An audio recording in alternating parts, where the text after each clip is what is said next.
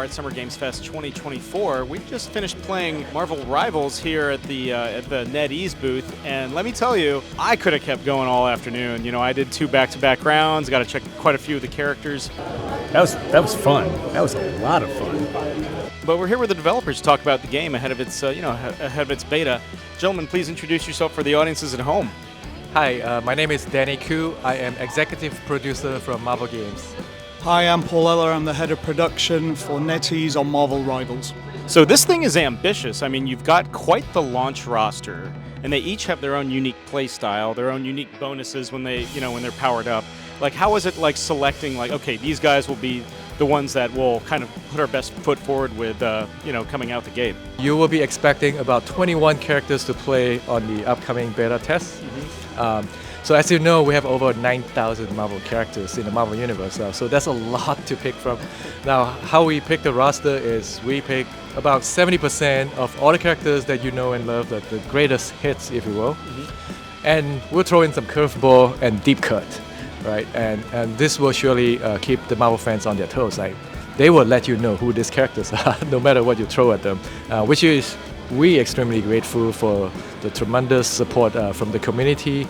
And we look forward to introduce more characters down the line. While we have more than 9,000 characters, we will not be launching with 9,000. It'll be south of there. Sure, understandable. But, in talking about playstyle, I mean, T'Challa felt like T'Challa. Punisher feels like Punisher. Spider-Man feels like Spider-Man. Loki is just as frustrating to fight as Thor would find him to fight against. It's the god of mischievous. Yeah. With that in mind, how was it okay, this player should, Magic should play like this, Penny Parker should play like this? How is it tailoring the gameplay around these very distinct characters? For each character, we identify what are the 3 most important key elements about this character in terms of what they do, how they look, and how we express them. And once we got that figured out, then we move on to building skill set around those important elements. And we're not going to worry about which classes they belong to. We just want to make sure that the characters are fun to play first, then we can assign something. Like, for example, Rocket, you won't be expecting him to be a strategist. In the world of Marvel heroes, no one's supposed to just stand at the back and just be chill about it at all. So I'm glad you pointed out, because NetEase Games team has spent a lot of time with all these details, including voiceover, the quip between each characters, kind of give you the narrative, what's happening in the world, the conversation between them, let you know who they are, what their status in this Marvel Rivals universe. And the team has built great Easter eggs around the map that you can pick up what happened. Why is Loki the king of Asgard in this sense? Why the Spidey characters took over Tokyo 2099? And we look forward to unveil more narrative through gameplay, through the maps, and even you can unlock the character bio as you play to give you a background story about what their role is in this world. What was it about 6-on-6 gameplay? Because, I mean this in the best way possible, it's chaos. Once the battle is joined, it's just people are jumping everywhere, teams are jumping all over each other. How was it kind of having the core mechanics be 6-on-6 team fights? 6-on-6 or 5 versus 5, there's a lot of hero shooters out there that we get inspired by.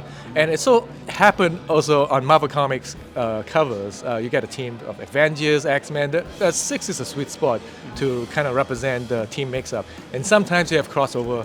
X-Men joining the Guardians, or the Guardians come into with the Avengers. We want our Marvel fans to be able to pick their favorite heroes, team up with team up synergy skills in the game as well. That's provide an additional layer they can interact with each other. And we want to also encourage them to use the destructive elements of the environment to their advantage as well.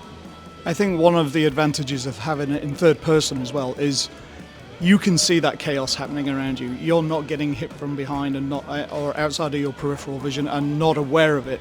It is a complete melee fight, just as any Avengers or Guardians fight should be.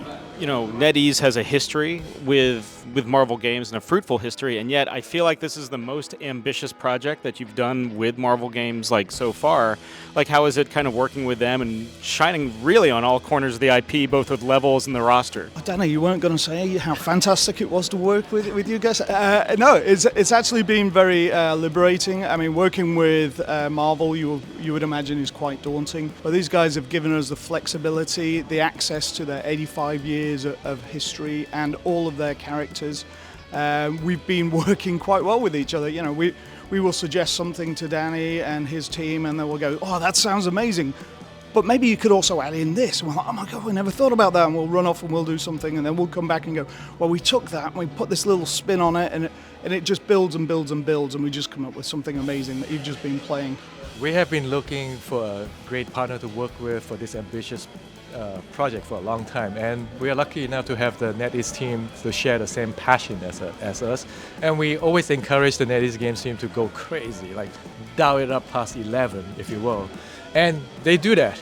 And sometimes it's too crazy, we'll dial it back. But it's better to have craziness out there as a starting point so that we can see what the potentials are. And you can see NetEase Games has poured so much blood and sweat into this. Even the meticulous details on each of the costumes, designing, or even the skills.